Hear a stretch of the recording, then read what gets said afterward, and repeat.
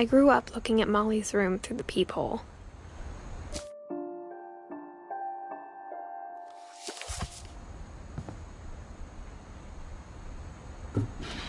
Molly's gerbil had a tiny bedroom with its own even tinier gerbil cage.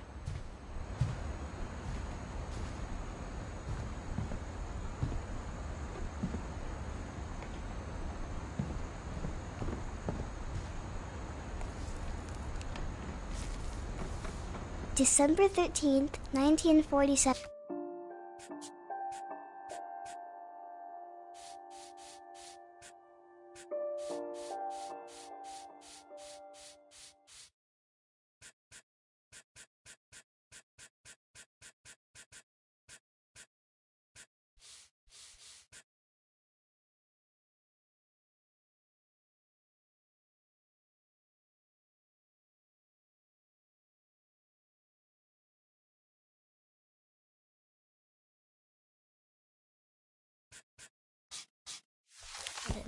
Dear Diary, I'll be gone soon, but I wanted to tell somebody about what's gonna happen. It started when Mom sent me to bed without dinner. I woke up and I was starving, so I looked around for something to eat. The gerbil food was dry, but I didn't mind it.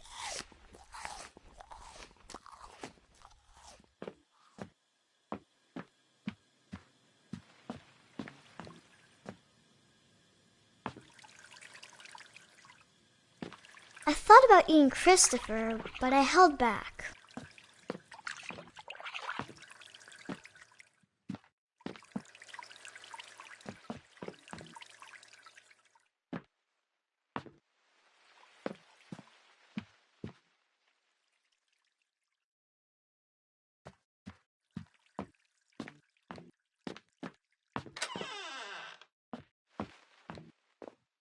I kept eating and eating.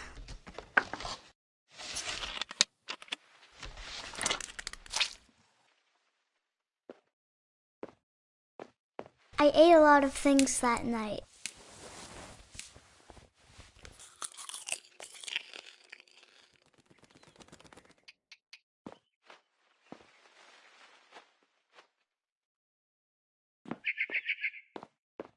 Then I heard chirping outside my window.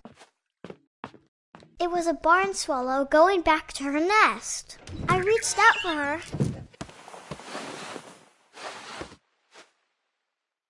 And suddenly, I was a cat.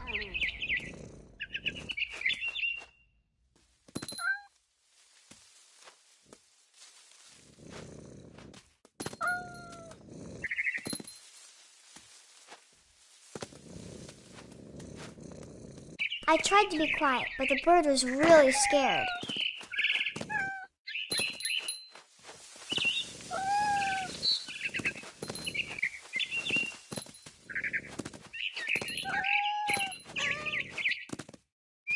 I jumped and I almost got her.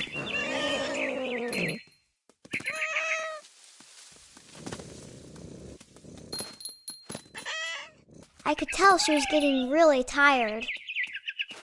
Now I was up in the big tree. I promised Dad I wouldn't climb it anymore. All I cared about was eating that mama bird. I gobbled her up. And suddenly, I was an owl. First, all I heard was the wind. Then I heard little teeth nibbling in the grass.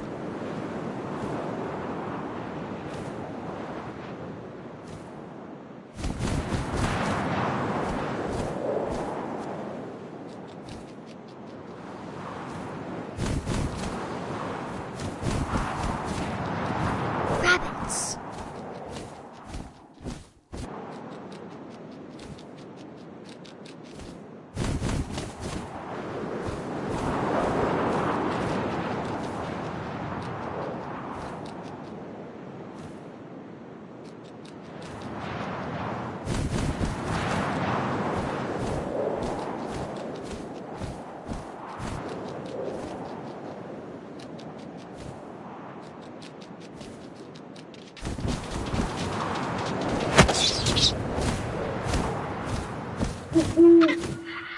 imagined his face looking up and seeing mine through my talons. I swallowed him up, and I didn't chew one bit. Then I flew off to find something bigger.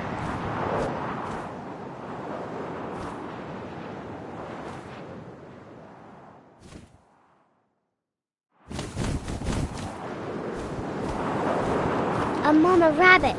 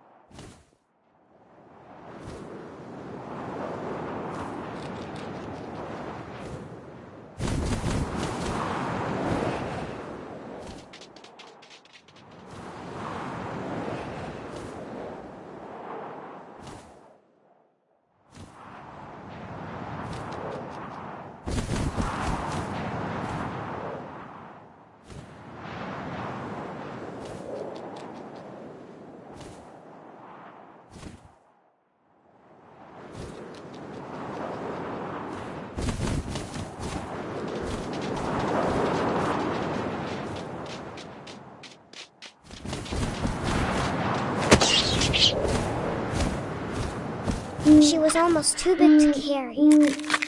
I started choking, but I couldn't stop eating. And suddenly, I was a shark.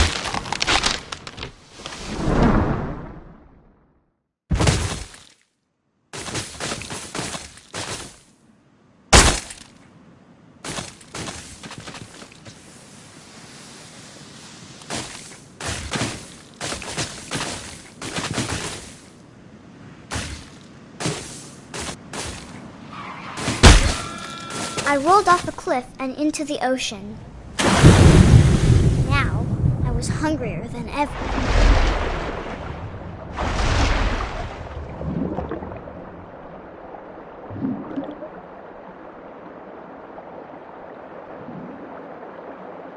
I wanted fat, juicy seals.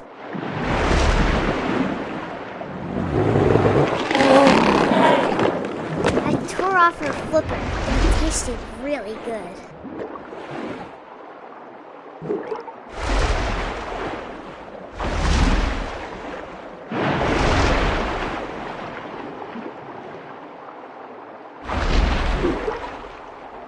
I grabbed on tight, but I was so hungry, I jumped out of the water. When I opened my eyes, everything had changed.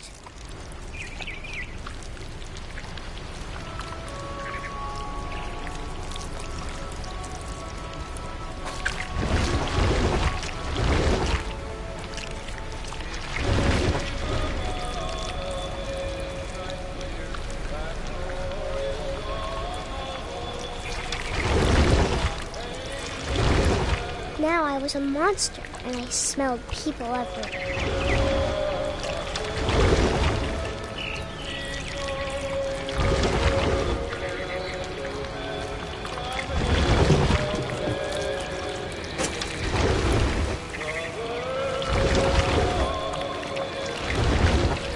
I was big, and I moved real quiet.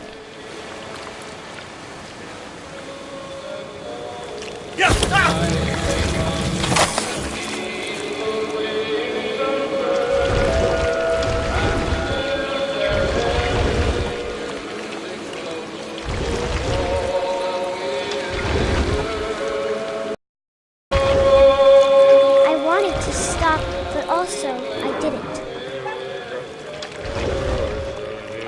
Drunken sailor, what shall we do with a drunken sailor? His belly was rusty, his belly was rusty.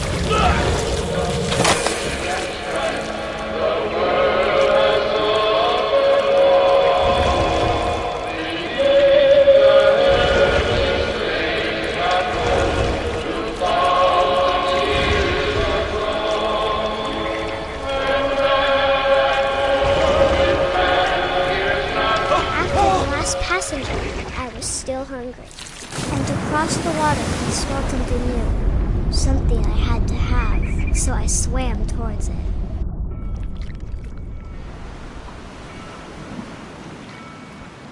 I slithered onto the sand, and the good smell went into an old pipe.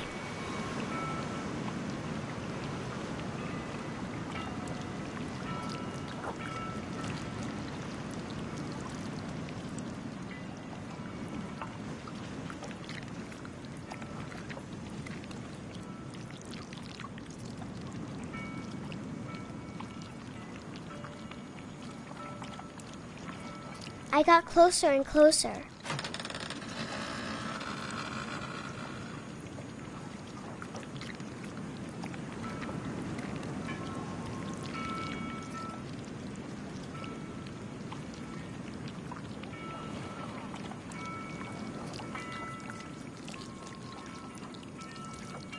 All of my stomach started growling. And suddenly, I was me again. I held my breath for a long time, but I couldn't hear anything. I think it's waiting for me to fall asleep. But it's not going to wait much longer. It needs to feed, and we both know I will be delicious.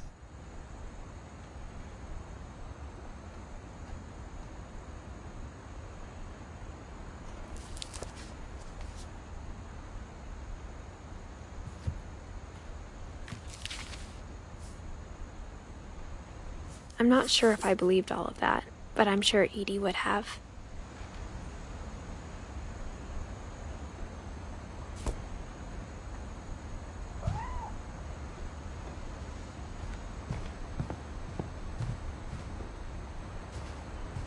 I can't describe it, but I felt like some part of Molly was still here.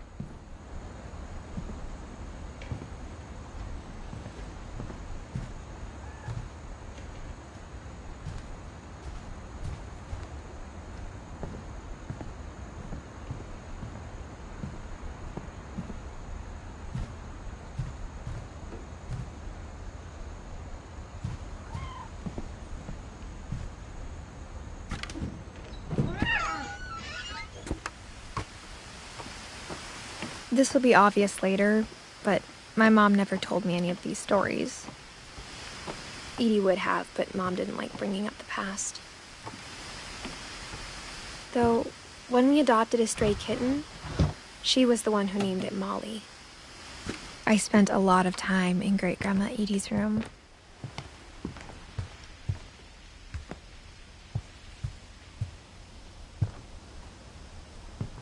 Even in her 90s. Sometimes Edie seemed a lot younger than my mother.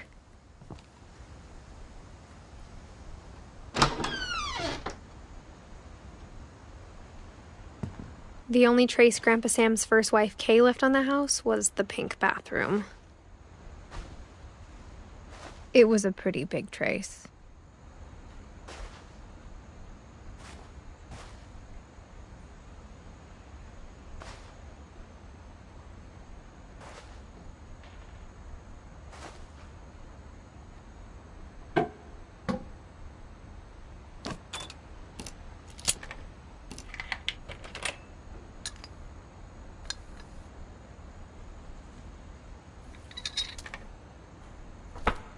There's a secret in this bathroom. It's in the last place you would look. It isn't in the cupboard. It's hidden in this book.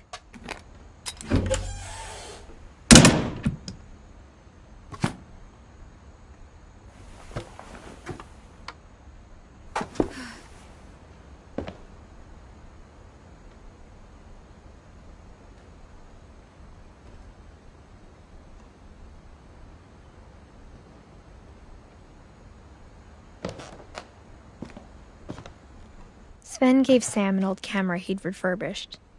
He never put it down.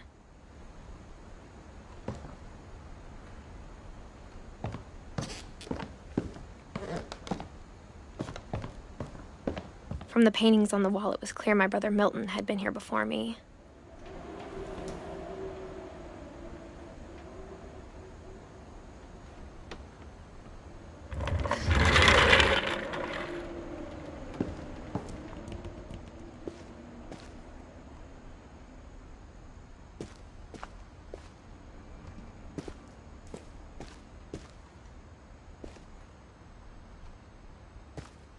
I knew Grandpa Sam had a twin, and that he never talked about him.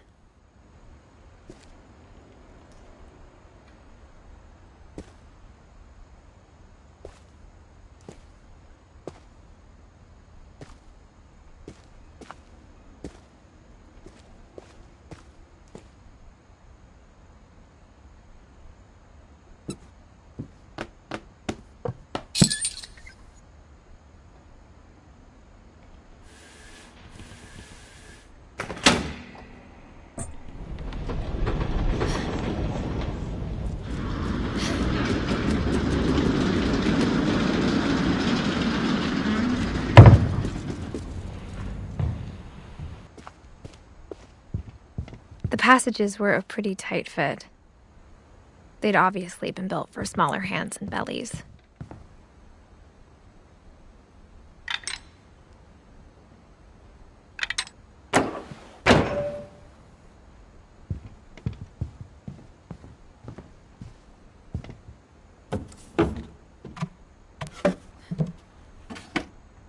Growing up, I always thought of Barbara as a child star.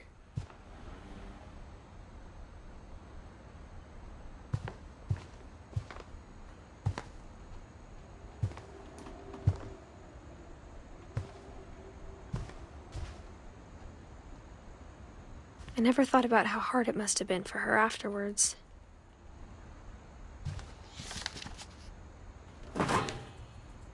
Of all the stories people wrote about Barbara's death, I'm surprised Edie saved this one.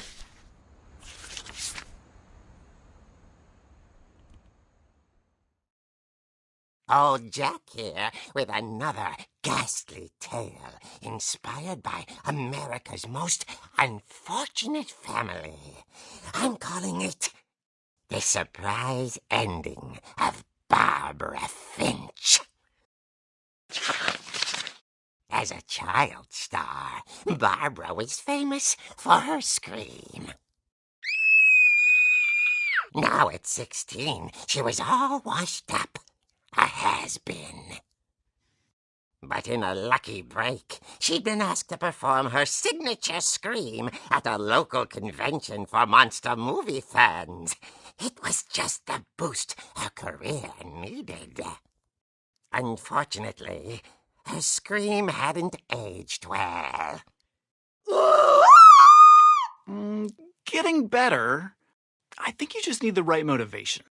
Her biggest fan and current boyfriend, Rick, was about to demonstrate when...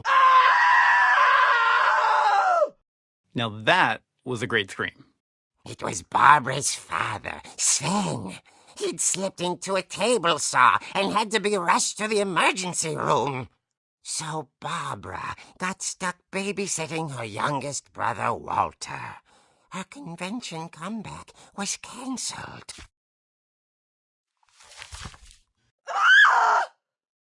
Okay, I'm hearing frustration, but I'm not hearing terror. What if I tried... A gang of hoodlums in Halloween masks have been terrorizing Orcas Island tonight. Police are urging residents to... That came from the basement. You're right! Also, I loved your delivery on that. Why is your basement door locked? Dad likes making puzzles and secret passages. There's a key hidden in the music box.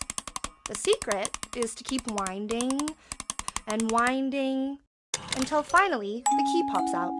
Thanks, babe. I'll be back in a sec. 20 minutes later, Rick hadn't returned. So Barbara went to look for him, right on cue. She reached for the music box. And as she wound the key, she listened for Rick, but the house was silent.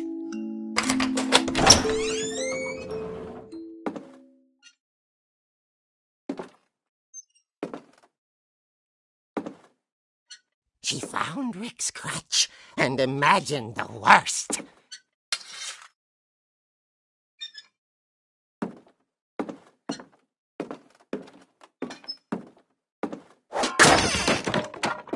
The gang's leader is the infamous Hookman Killer, Dr. Carl Hamill, who impaled and then ate his family 10 years ago tonight.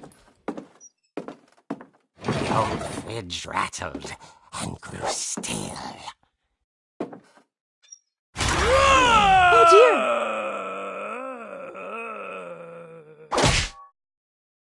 Oh! Rick?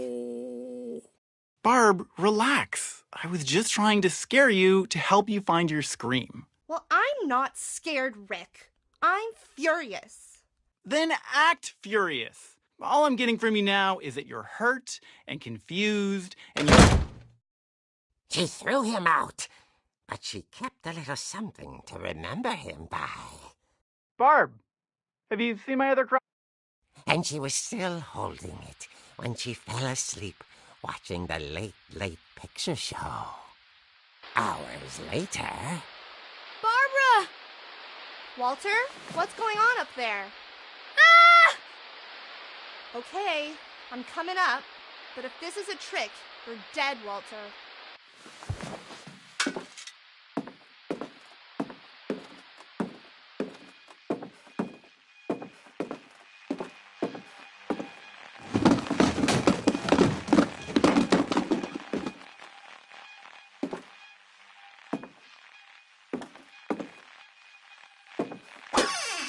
Walter, are you there? Walter had vanished, but his bedside radio was still on. Orcas Island police describe the man as 6 feet tall, with a steel hook for a hand. Residents are urged to lock all doors and windows and notify the police of any suspicious activity. Barbara turned, saw the hook man, and was speechless. He was quite smashing.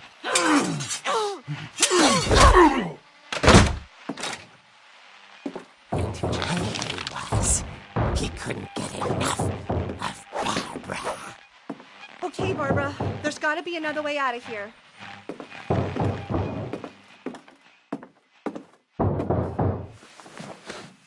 That night, she played her part beautifully.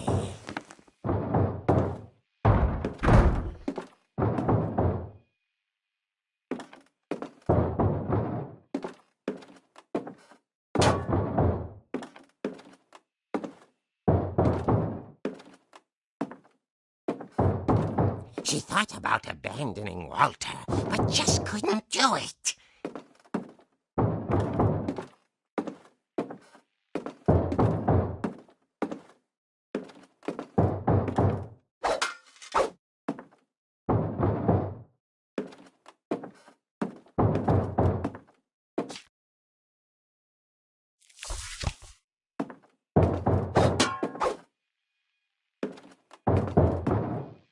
Molly's door hadn't been opened in years. The hinges groaned.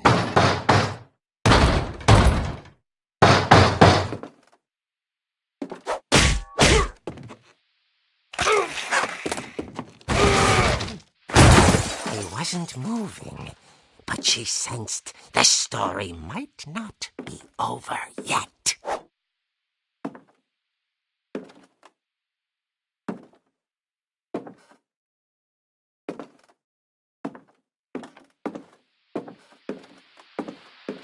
The hookman had vanished.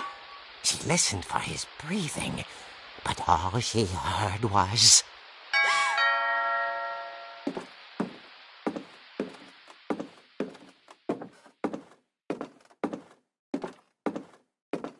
At the door, she heard whispering.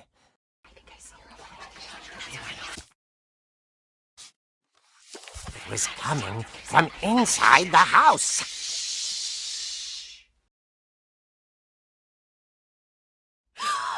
Oh dear.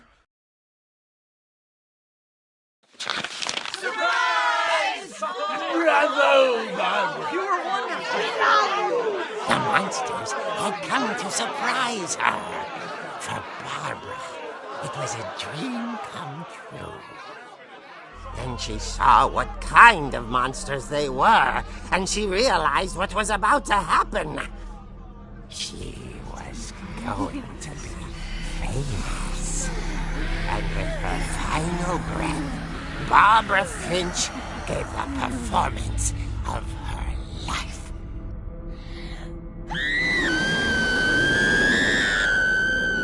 I wasn't there myself, but I hear Barbara was magnificent.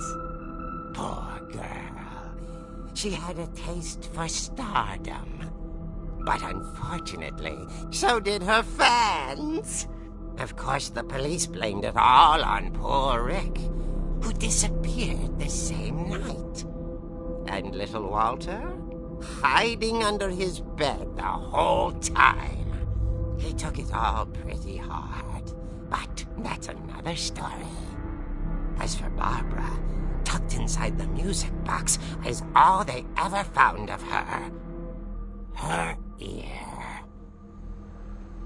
Now that's what I call a real eerie tale.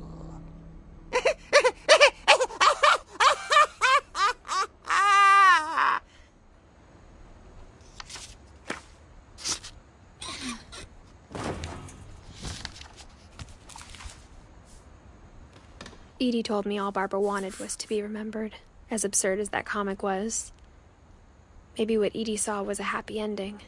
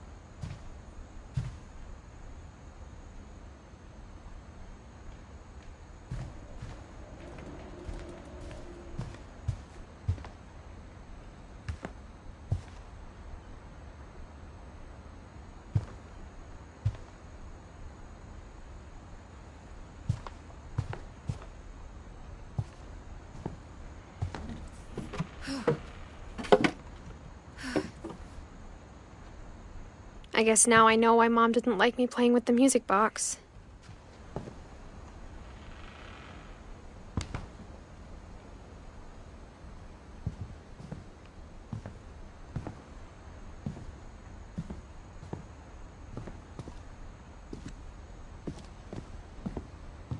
Edie's father, Odin, built the original house. It's funny. All those times I played with the music box and never found the basement key.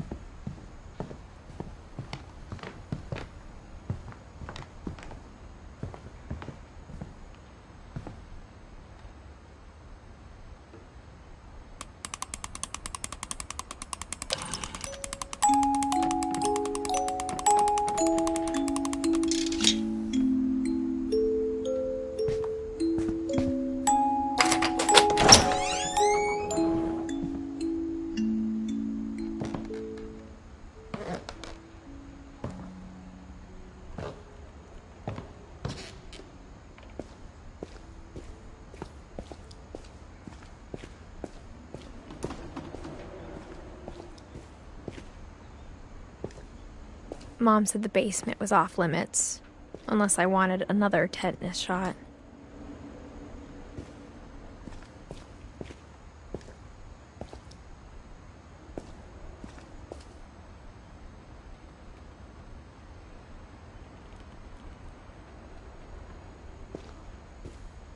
I saw Edie sneak down to the basement once, carrying packages. I thought maybe she was hiding presents. It turned out she was hiding a lot more than that.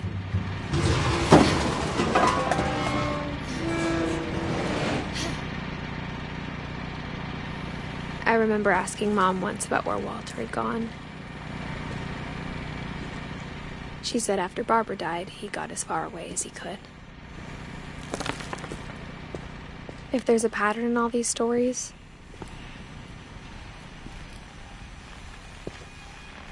I think it's that none of us has gotten very far.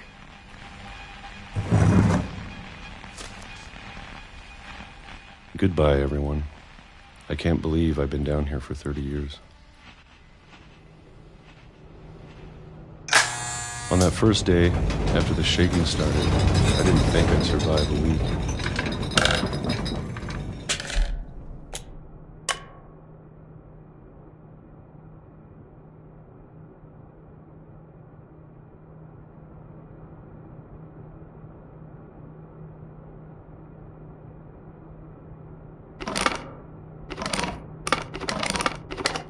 But after a few days, I settled into a routine. That's what kept me sane. Having a schedule, living for today. I always expected to be dead tomorrow. But if you wait long enough, you get used to anything.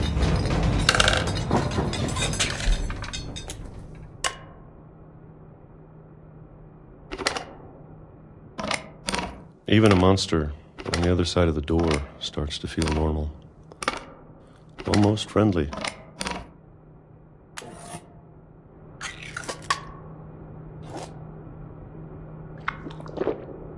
And then one day, everything just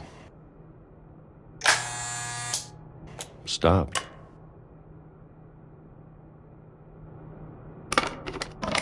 Whatever that thing was, it was gone. Maybe it got tired of waiting. Or maybe I just got tired of being afraid.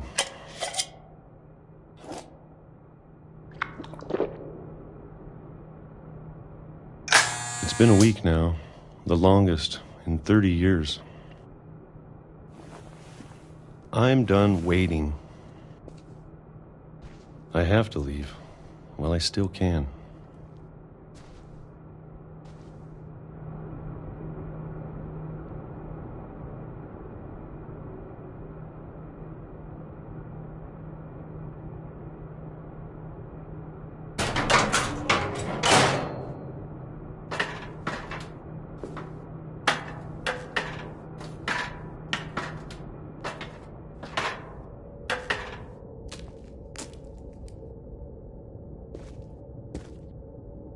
I know it's out there, somewhere.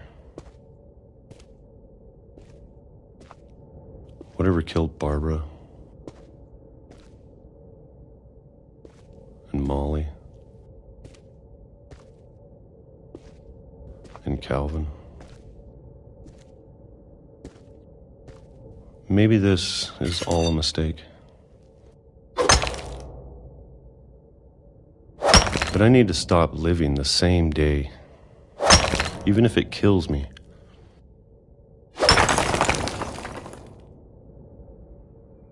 Whatever's out there, I want you to know I'm ready for it. I'm going to appreciate all of it, especially the food. I don't mind if I only have a year left. Or a month. Or a single week. I'd be happy with one new day. I can already imagine the sun on my face.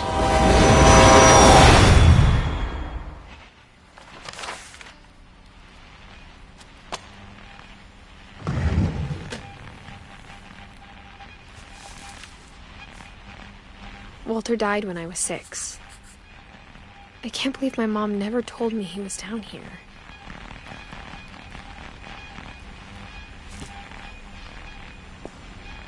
I'm sure my mom was trying to protect me.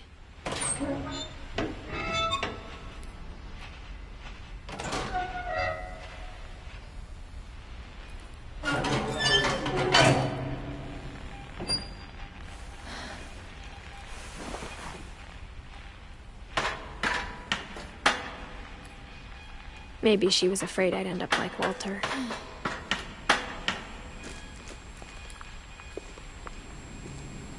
But if she never told me about an uncle under the house,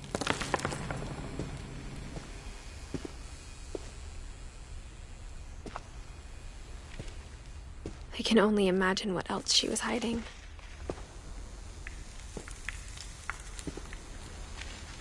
I don't want to make the same mistakes she made.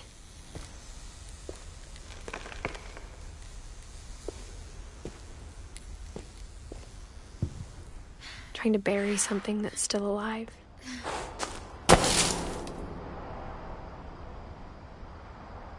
Now that there's only one of us left, or maybe two, I thought it was time I heard the stories for myself.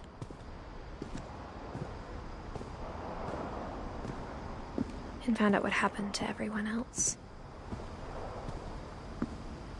But now I'm worried the stories themselves might be the problem. Maybe we believed so much in a family curse, we made it real.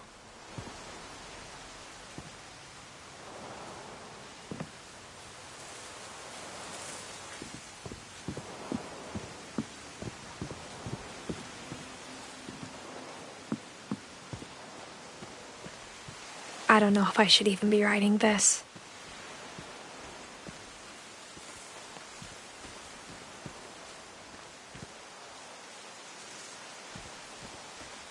Maybe it'd be better if all this just died with me.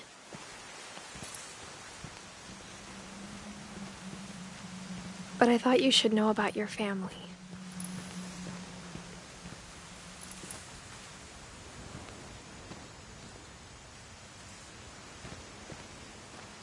And the history you're a part of.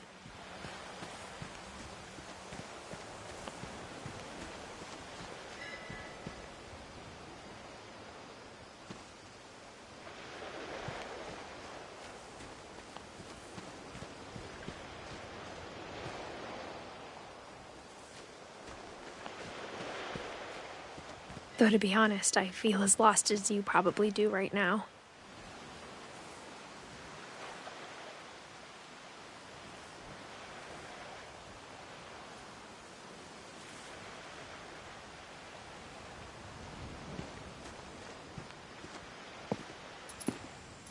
I think the people in these stories believed them, for what that's worth.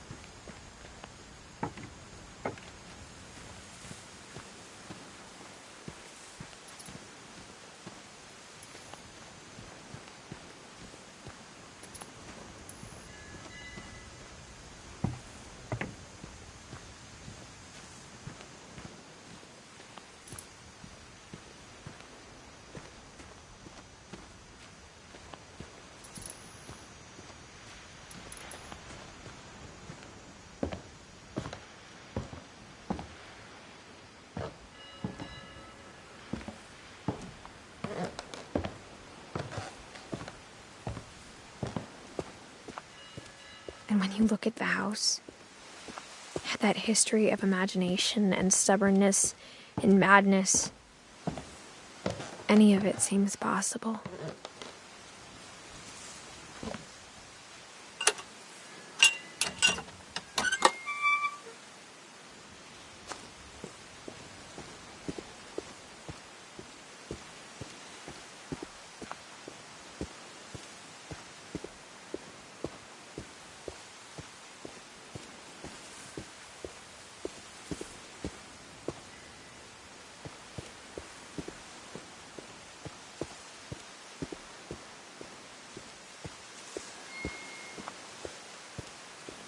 I think we've been surrounded by death for so long, we've just gotten used to it.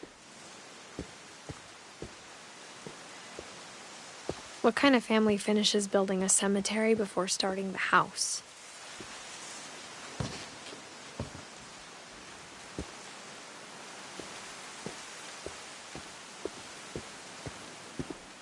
It's embarrassing for me to admit this, but the pet cemetery made me more uncomfortable than the human one. 3 of the gerbils were mine, and 2 had been my fault.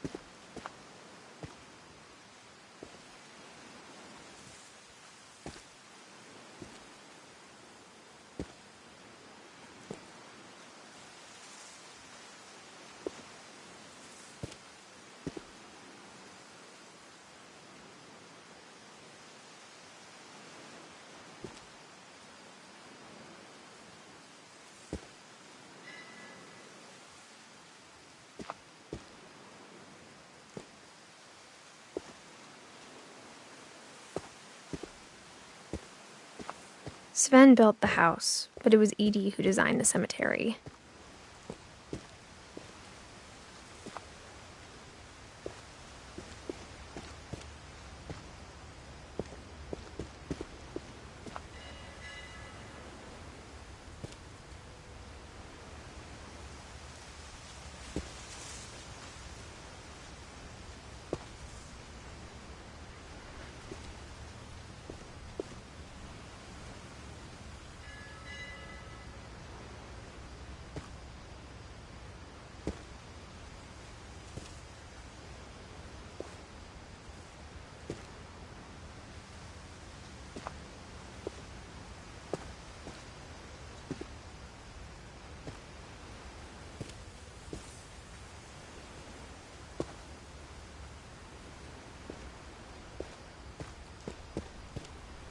I'm sure Odin's monument had been Edie's idea.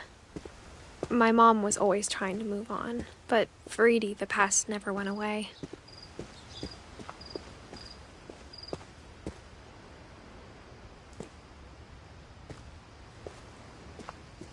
She could see it poking out of the water at low tide.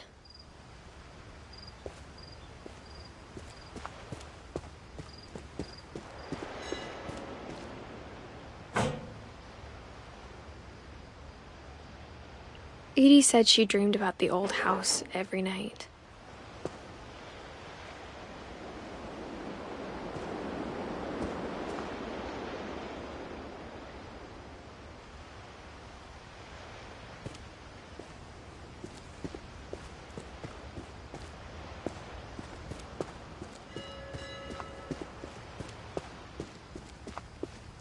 Edie's side was always easier for me to understand. But the older I get, the more I can see where my mom was coming from. Her dad had been pretty strict, but it wasn't enough to save her brothers. She was just trying to do better.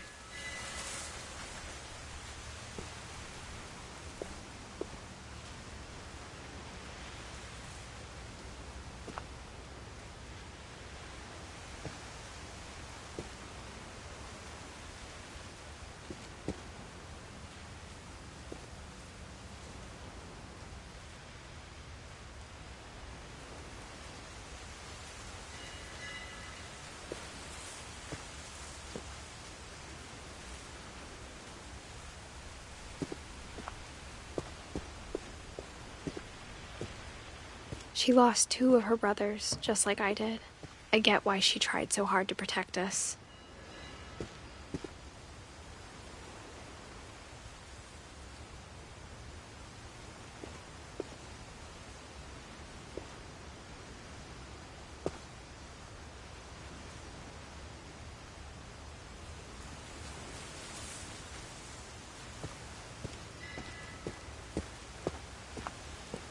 There's so many things I wish I could ask my mom now.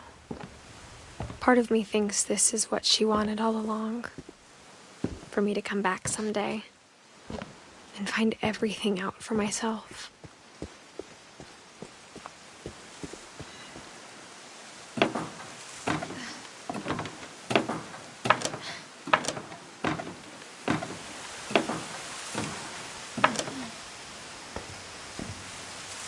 But looking back on it now, if she told me there was going to be so much climbing, I never would have come when I was 22 weeks pregnant.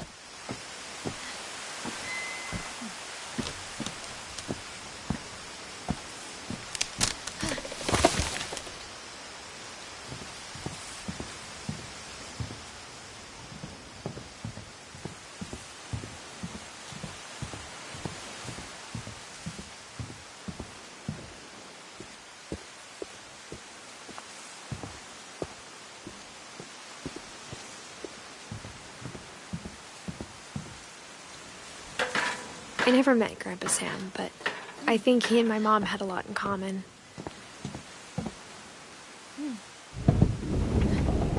They were both pretty intense.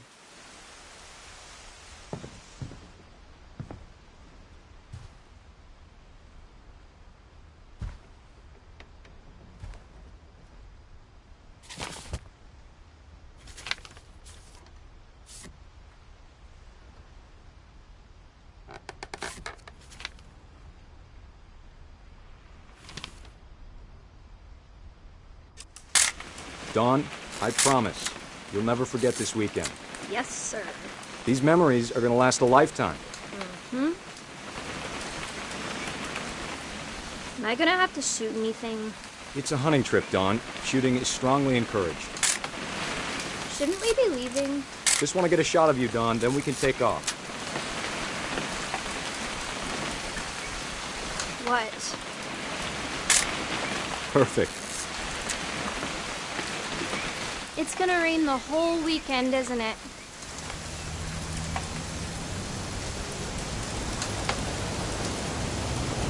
I will never forget this weekend, Dad.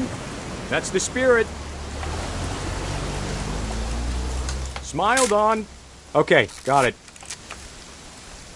I'm gonna take some pictures, okay? Just be careful. That camera's older than you are. Hey! That's a keeper. Definitely should not have drunk all that coffee. I'm just saying, I'm not always gonna be here, Dawn. You'll need to remember this stuff, if you want to survive. I'll be fine, Dad. You know who else thought he was gonna be fine? Some guy who died. Dawn, I'm being serious. I know, Dad. You're always serious. Doesn't being out here make you want to chill out?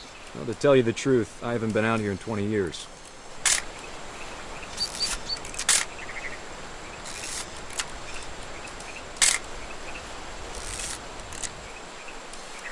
Last time I was with my brother Calvin.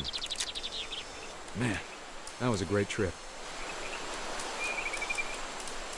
Your grandpa Sven taught us how to fish. Dawn, don't you think you could find something more interesting to photograph?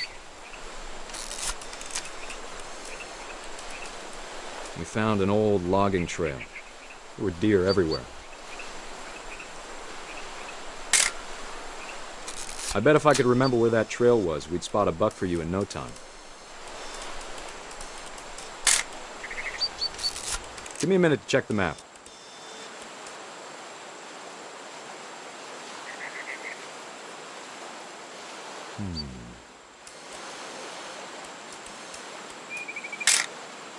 You don't need to waste any more film on me, kiddo.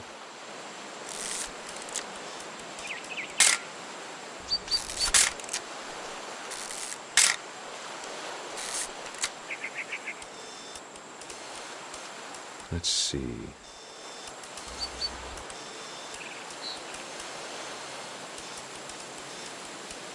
Maybe.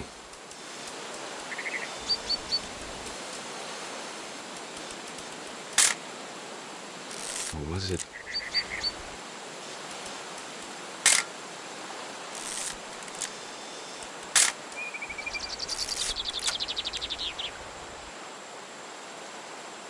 It could have been. Dad! Good eyes, Don. Before you take the shot, let me get a picture of you. Dad, I... Let me get behind you. Do I have to do this? Don, you don't have to do anything. But if you want to survive... Great shot, Don!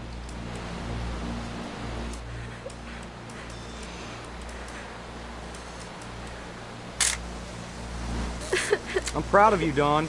Always remember that, okay?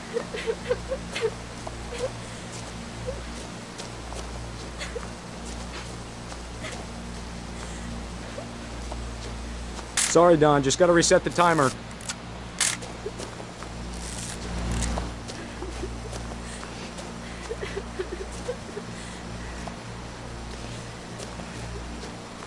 Dad, it's twitching. I think That's it's totally normal, Don. Just focus on the camera. Try not to think about... Dad!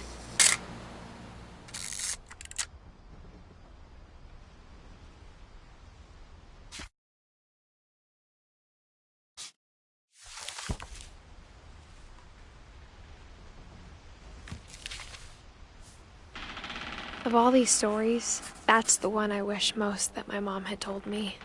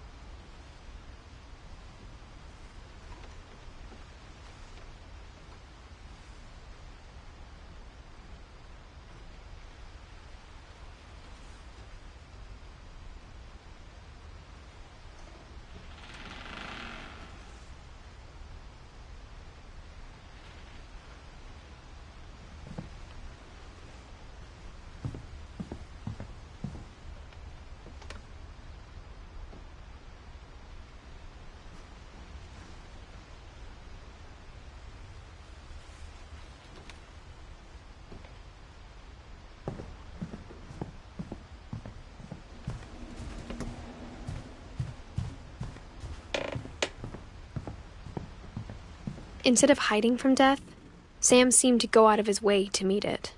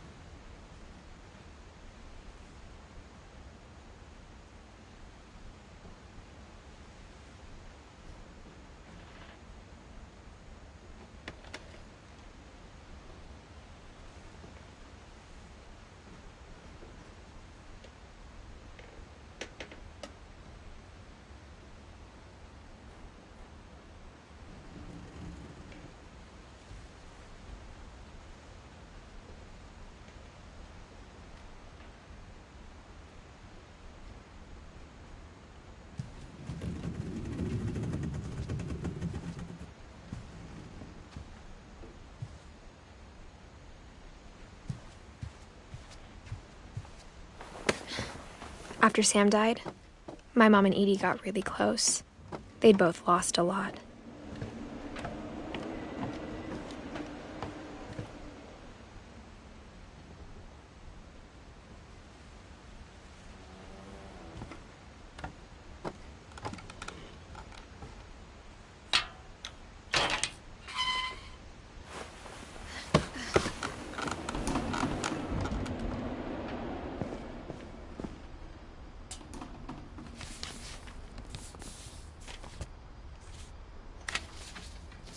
Dear Kay, do you remember the way Gregory used to laugh when he thought he was alone? Like something funny was happening, but only he could see it. I think he saw things the rest of us don't.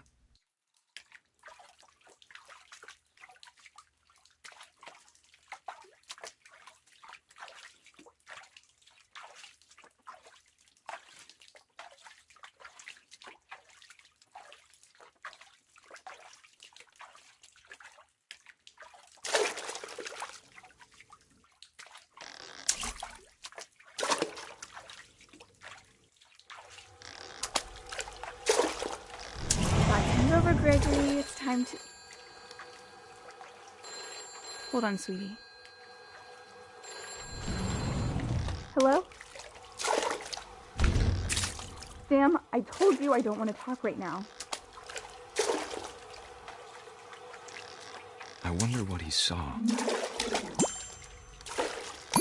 What his world was like.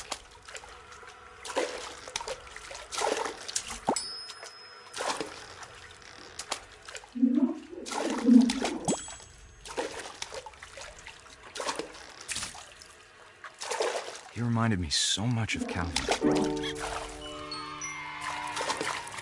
Lost in his imagination.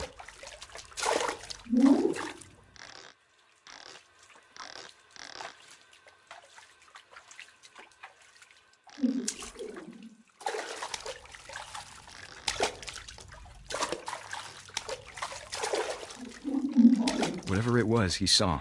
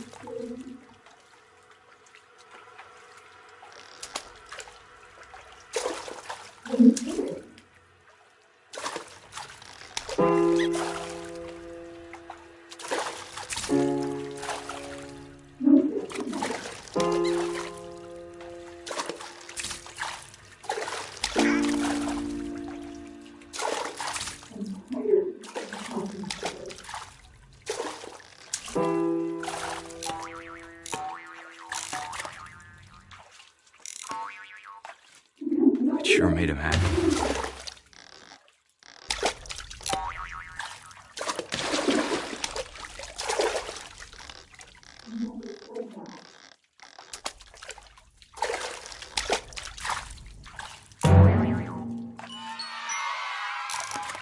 I know how silly it sounds.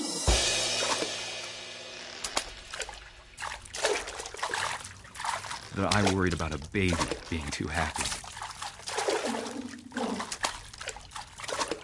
But I could feel him slipping away. Sorry about that, Gregory. I know you did everything you could. Maybe if I hadn't called that night.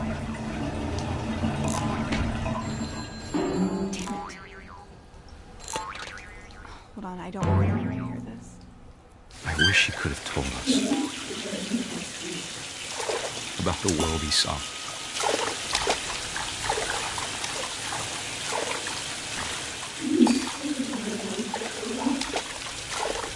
Hey, there's so much I don't understand about Gregory, about everything.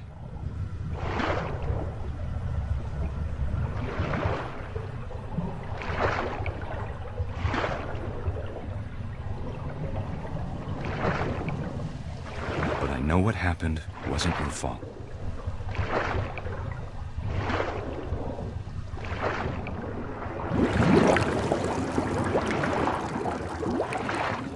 I'm sure he's happy.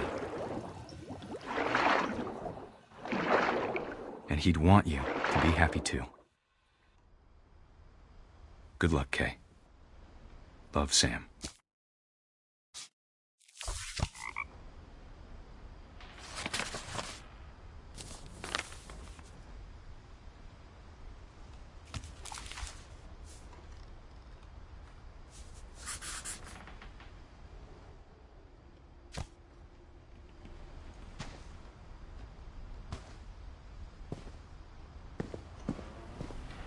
I can't imagine my mom ever writing poetry, and yet... A poem for Gus, who always said the wedding was a bad idea. Our father never hit us kids, at least not very hard, before the day my brother said with teenage disregard that he'd be dead before he'd see a wedding in our yard.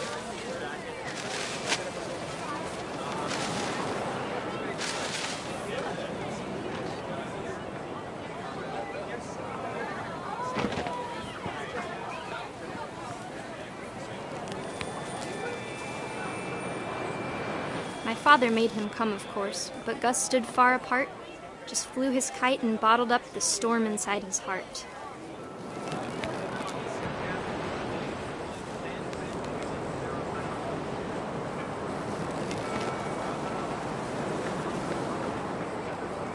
I tried to talk him out of it, but though he'd never met her, "We don't need a stepmom," were the words that I now remember. pronounce you husband and wife. You may kiss the bride.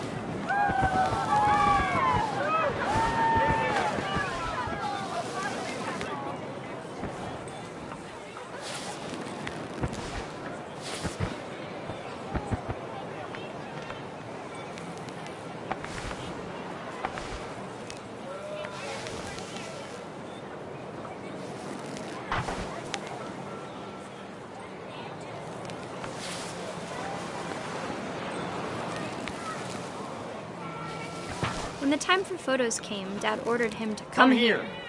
But Gus declined and as a sign held up his middle finger.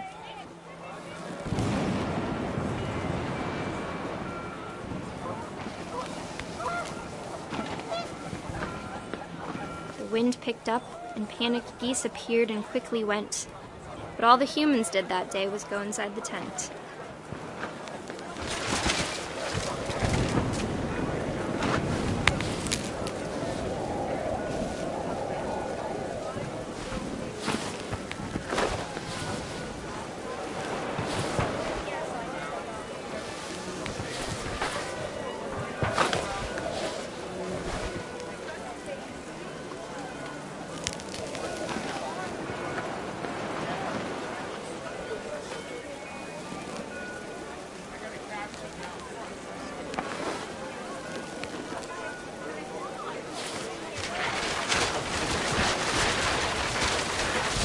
The rain came down in buckets then, but no one seemed afraid that nature might destroy the tent our dad had crudely made.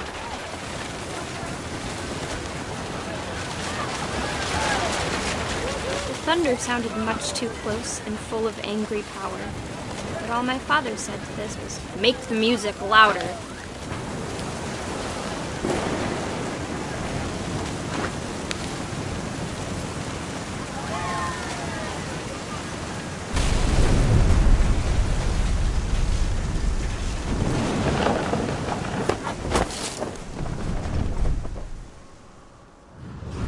I wish that I could truly say I thought about you on that day. Out there on the beach alone, just you, the wind, the sea, and foam. But I didn't, until we found you.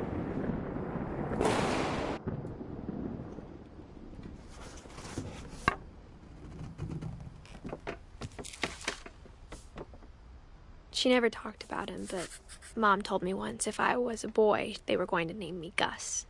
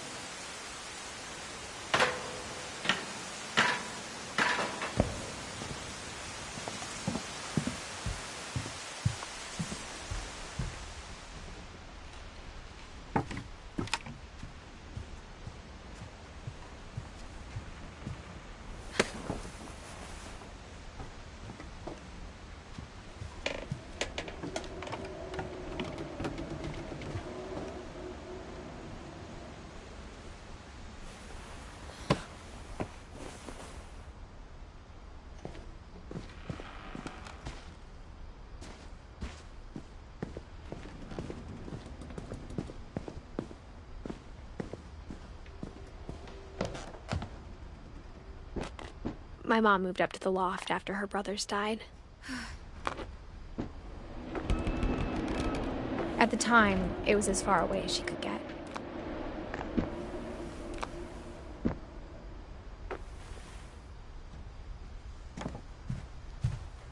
She spent a summer building houses in Calcutta, where she met my dad, Sanjay.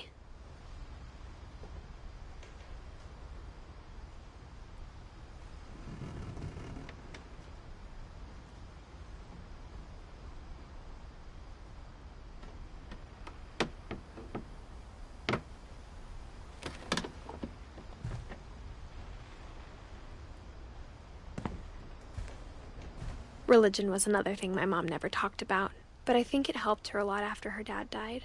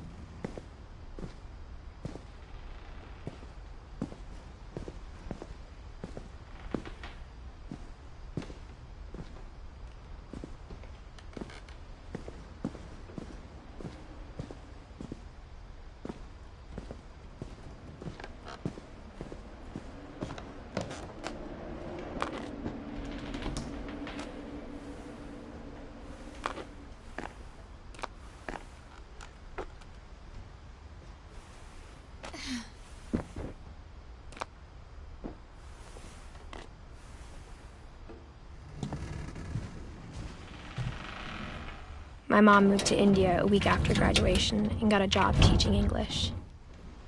Louis was born a year later.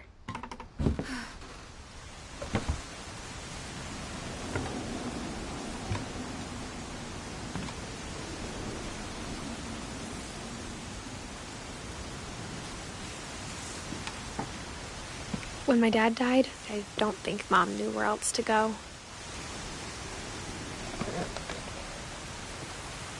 I'm sure Edie was happy to have her back.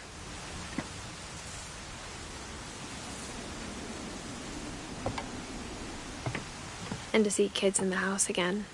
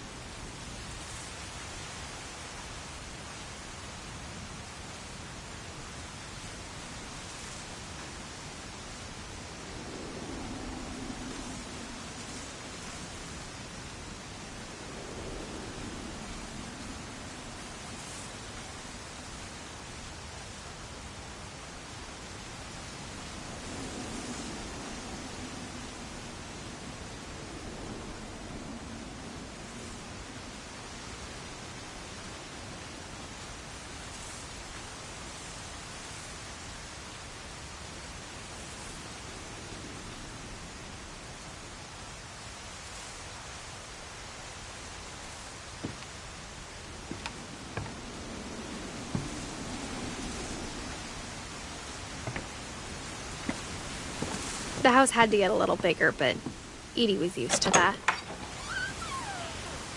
And for a while, things were good.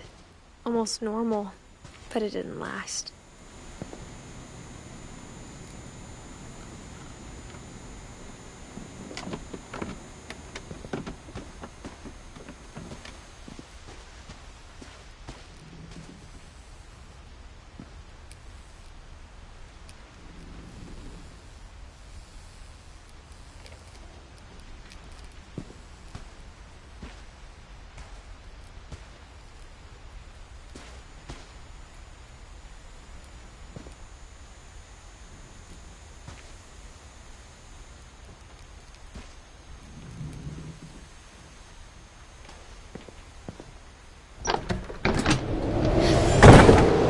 beginning of the end was Milton's 10th birthday, when Edie gave him a castle.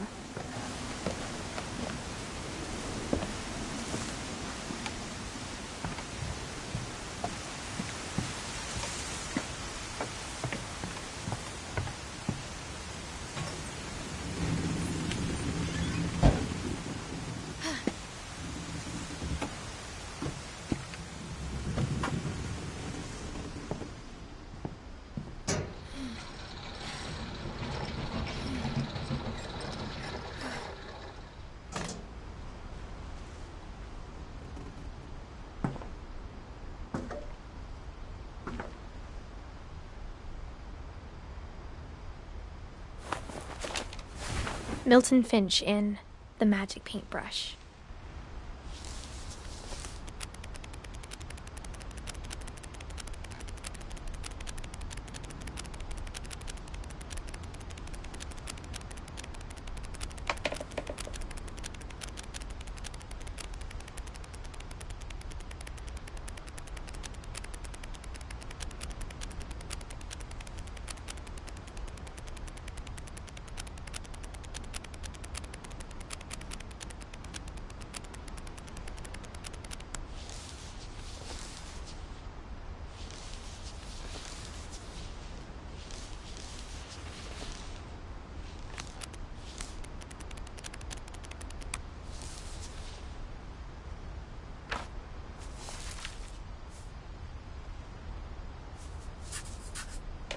I was 4 when Milton disappeared.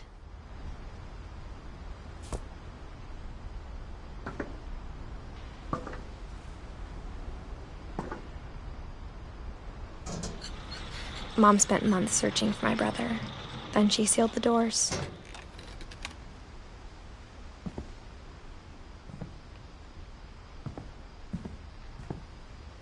Whatever Milton had found in the house, Mom didn't want it getting out.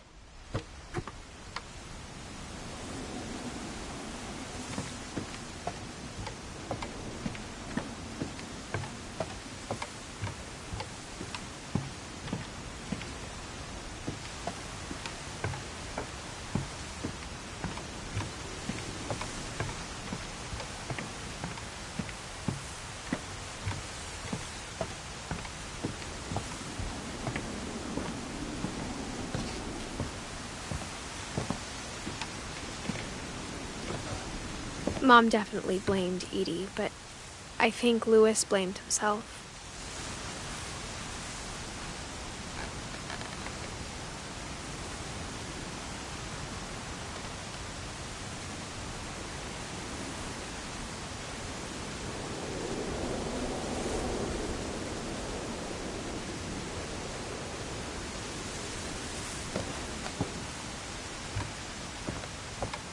After he graduated, he just spent more and more time in his room, until Mom got him a job at the cannery.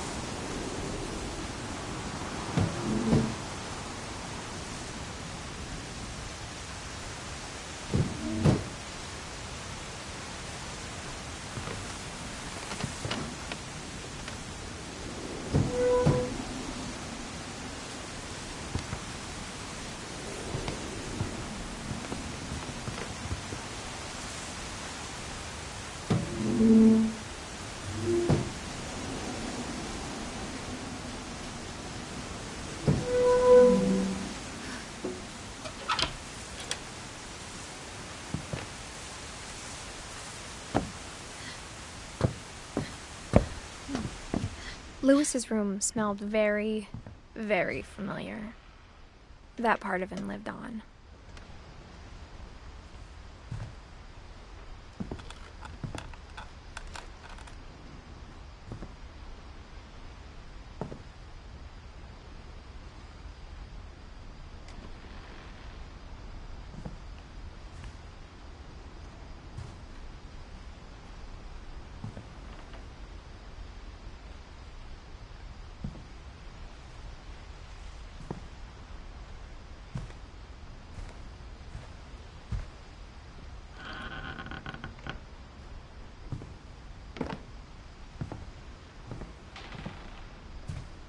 Lewis and I spent a lot of time playing games together, but he was surprisingly bad at them. He died a lot.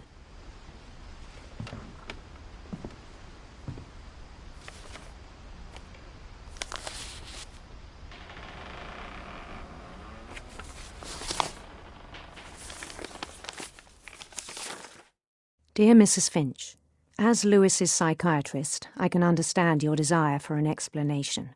As I see it, the trouble began in January, shortly after we convinced your son to seek treatment for substance abuse. Newly sober, I believe Lewis first noticed the monotony of his daily life.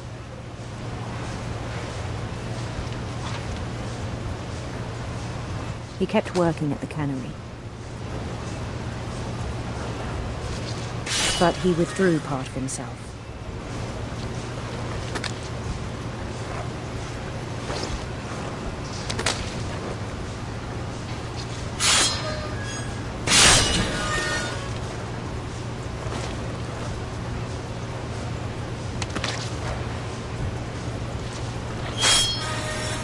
In our sessions, I saw the same behavior.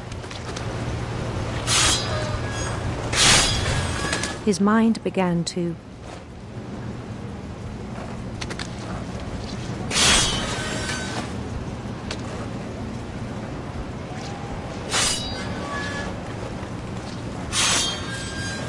wander.